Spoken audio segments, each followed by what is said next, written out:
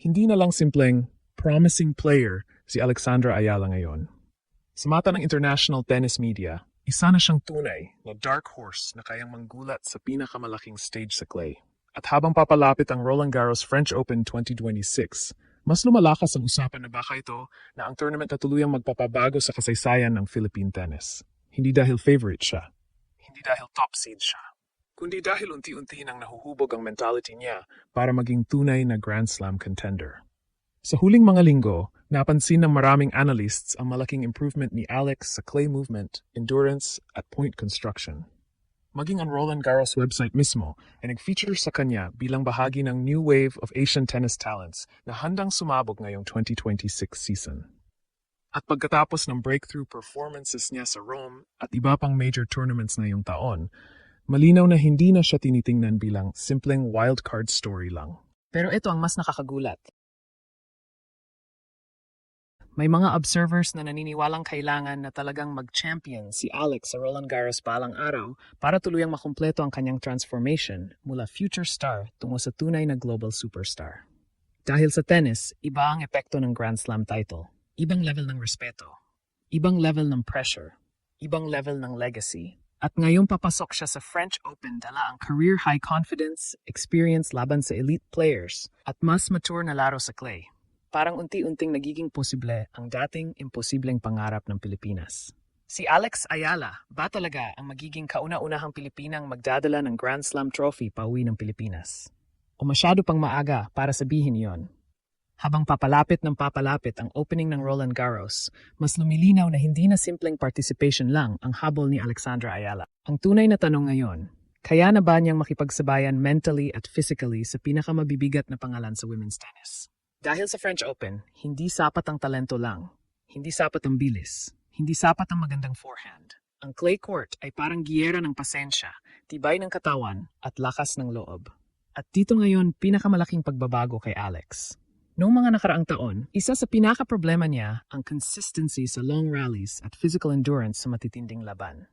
Pero ngayong 2026 season, ibang Alex Ayala ang nakikita ng tennis world. Mas composed siya, mas disiplinado sa shot selection.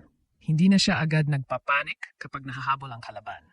Sa halip, mas marunong na siyang mag-control ng tempo ng laban, isang bagay na napakahalaga sa clay. Kaya maraming international tennis observers ang nagsasabing ang French Open ang pinakaakmang Grand Slam para sa kanyang playing style. Hindi ito katulad ng mabilisang exchanges sa hard court. Sa Roland Garros, mas may halaga ang court IQ, footwork, angles, at emotional control. At ironically, iyon mismo ang mga bahagi ng laro na pinakalumalakas ngayon kay Alex. Pero kahit ganito ang improvement niya, napakalaki pa rin ng bundok na kailangan niyang akyatin. Posibleng makaharap niya ang mga veteranong sanay na sa Grand Slam pressure. Mga players na ilang taon nang lumalaban sa Paris.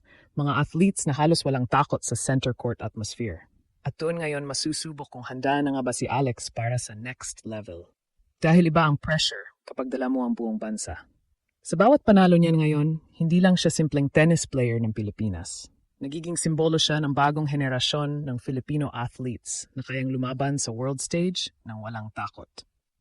At habang mas lumalaki ang expectation, mas lumalaki rin ang emotional weight sa bawat match niya. Pero baka iyon din mismo ang nagpapalakas sa kanya. Maraming fans ang nakakapansin na habang mas malalaki ang laban, mas lalong lumalabas ang fighting spirit ni Alex. Hindi siya madaling matakot sa ranking. Hindi siya agad sumusuko kapag naiipit. At yon ang klase ng mentality na kailangan para mabuhay sa Roland Garros. Kasi sa French Open, darating talaga ang punto na hindi na sapat ang talent. May mga laban na puro puso na lang.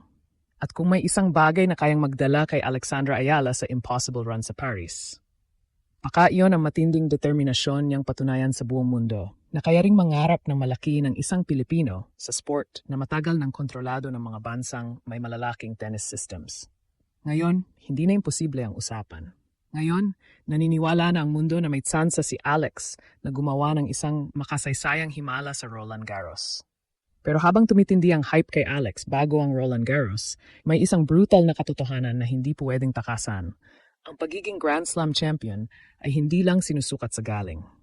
Sinusukat ito sa kakayahang mabuhay sa pressure na kayang bumali ng career ng kahit elite player. At dito ngayon, papasok ang pinakamapanganib na parte ng journey ni Alex.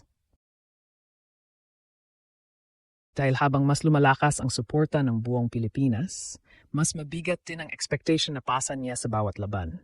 Kada serve, kada unforced error, kada pagkakataong malapit na siyang manalo, biglang milyon-milyong mata ang nakatingin. At yun ang pressure na hindi kayang ituro sa training. Sa Roland Garros, maraming batang stars na dating tinawag na future champion ang tuluyang nawala matapos mabigo sa big moments. May ilan na kinain ng expectations. May ilan na nasira mentally dahil sa sobrang pressure ng media at fans. Kaya ngayon, hindi lang kalaban ni Alex ang mga world-ranked players. Kalaban din niya ang emotional storm na kasama ng pagiging global sensation. Pero dito nagiging kakaiba ang kuwento niya. Habang karamihan sa young stars ay lumaki sa mga bansang powerhouse sa tennis, si Alex ay nanggaling sa bansang halos walang history sa elite-level tennis success. Wala siyang luxury ng malaking tennis ecosystem tulad ng US, Spain o France. Walang dekadang kultura ng Grand Slam champions na mag-guide sa kanya. Kaya bawat panalo niya ngayon ay parang suntok sa lumang paniniwala imposibleng magkaroon ng Pilipinong world-class tennis superstar. At yun ang dahilan kung bakit sobrang lakas ng dating niya internationally. Hindi siya produkto ng privilege-heavy tennis dynasty. Hindi siya basta manufactured superstar. Ang tingin ngayon ng maraming fans kay Alex ay isang fearless underdog na kayang gumulo sa hierarchy ng women's tennis. Kaya kapag sinabing kailangan niyang mag-champion sa Roland Garros, hindi lang ito tungkol sa tropeo. Mas malalim doon. Ang ibig sabihin nito, kailangan niyang patunayan na ang Pilipinas ay pwedeng maging bahagi ng elite tennis conversation.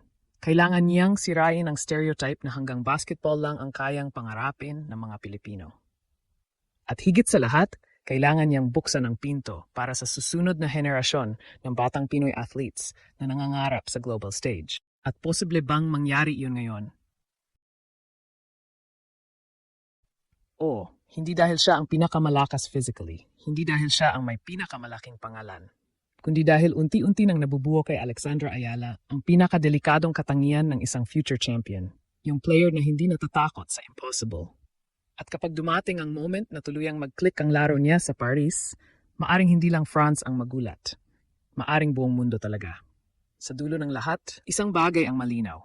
Wala nang maliit na tingin ang mundo kay Alexandra Ayala. Ang dating junior sensation lang ng Pilipinas ngayon ay isa ng tunay na banta sa pinakamalalaking pangalan sa women's tennis.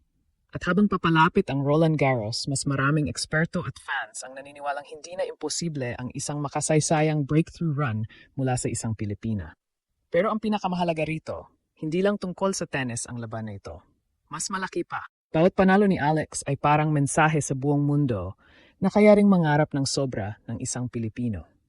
At kung sakaling dumating ang araw na mayangat niya ang Grand Slam trophy sa Paris, baka yun na ang simula ng bagong panahon ng Philippine sports history.